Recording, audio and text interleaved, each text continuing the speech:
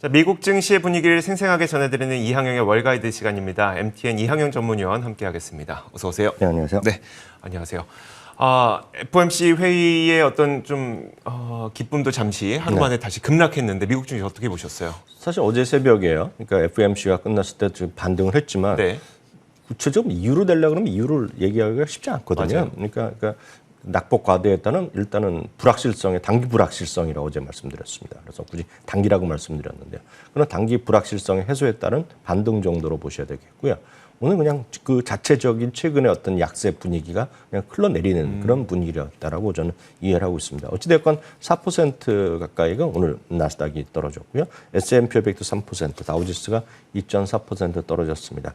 오늘은 좀 의미 있는 수치들이 좀 무너졌죠. 다우가 드디어 3만 선이 무너졌습니다. 작년에 1월이었거든요. 네. 그 이후 처음으로 3만 선이 무너진 날이 되겠고요. 나스닥도 2020년 9월 이후 최저 수준까지 떨어졌습니다. 나스닥 중에서도 나스닥 100은 이제 100개의 주식만 갖고 우리가 하고 많은 분들이 기초자산으로 많이 얘기하는 QQQ 있지 않습니까? 네. QQQ가 바로 이거를 이제 반영하는 겁니다. 그리고 또 많은 젊은 분들이 많이 해서 지금 최근에 사회적 이슈까지 되고 있는 것이 3배짜리 아닙니까? 네. 그 TQQQ가 바로 딱 이거를 이제 주장하는 건데요.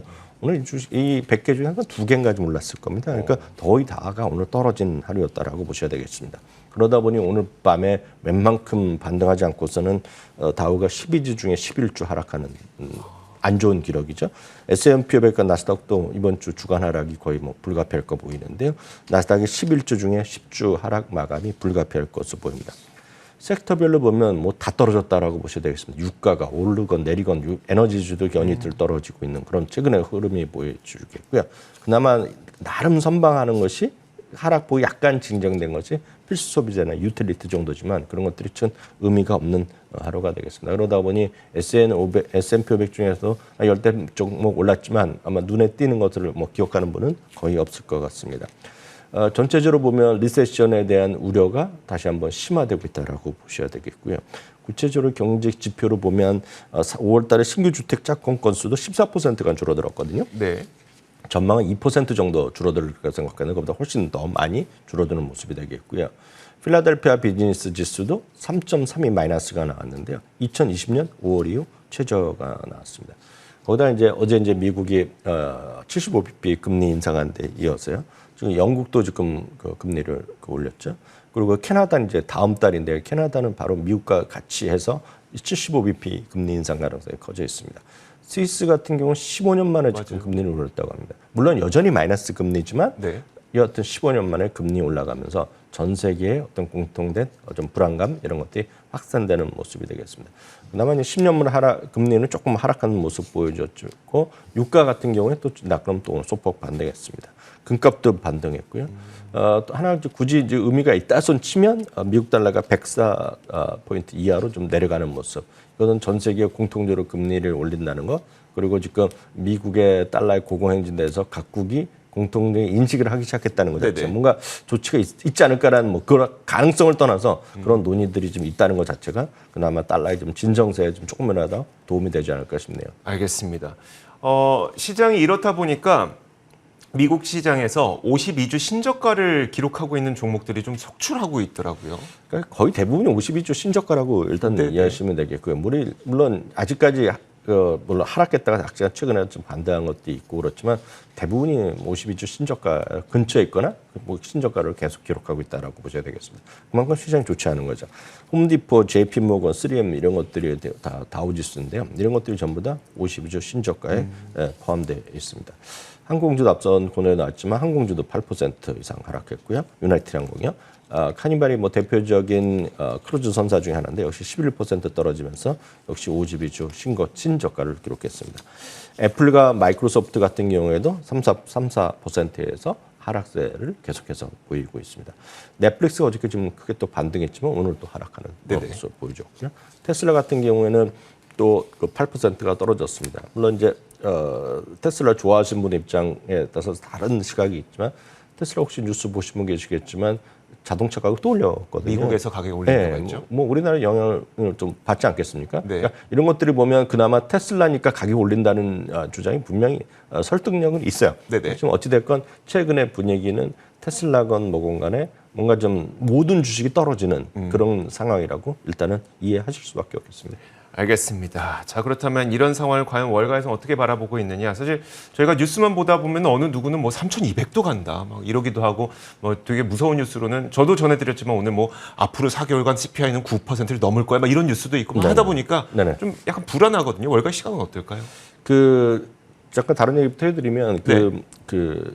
주가 전망하는 거 있지 않습니까? 네네. 주가 전망은 특히 지수에 관한 전망은 어렵지가 않습니다. 실제로 국내 주식은 쉽지가 않아요. 국내 주식은 이익 전망에 대한 논쟁이 워낙 기본이어야 되는데 네네.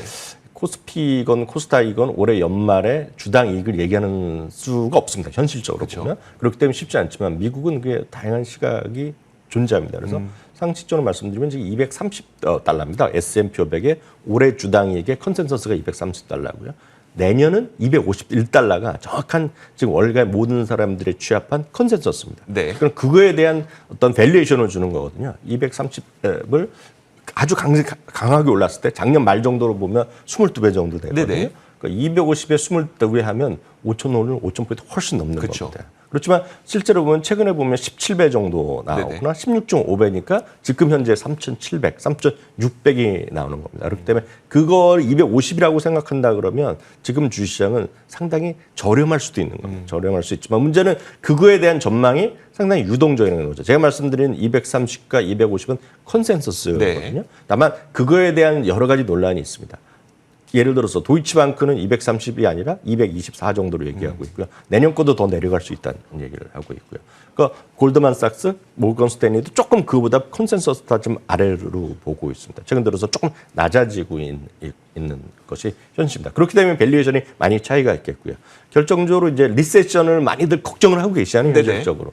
리세션까지 들어가면 미디안 주당 이익이 내년에 250이 나올 수가 없습니다. 그동안의 리세션이 들어갔을 때 보면 결국 경제도 어렵고 마이너스 되면 이익도 줄어들 수밖에 없기 때문에 많이 아주 낮춰보는 사람들은 200까지 내려갔다고 얘기하고 있고 좀 합리적으로 보는 사람들이 내년 돼봤자 올해 정도 수준 아니면 작년 정도 수준. 그래서 아주 낮게 보는 사람은 200 그리고 아니면 220 정도 아래를 보거든요. 네, 네. 근데 200 정도가 보는 데다가요. 220 정도를 우리가 리세션 가능성이 있을 때 보고 과거 리세션의 PR을 정도 보면 리세션은 평균 PR이 한 16.5배 정도 미국이 네, 되거든요. 네. 그걸 너무 높으니까 낮춰볼 거 아닙니까? 네. 그럼 거기에다가 14배 정도로 내리면 바로 그냥 3,200에서 3,300 정도 나옵니다. 네. 그래서 그게 어려운 수치는 아니지만 그것이 의미가 있는지 없는지 모르겠지만 많은 사람이 그렇게 얘기하는 것이 3,200 정도로 얘기하고 있고요.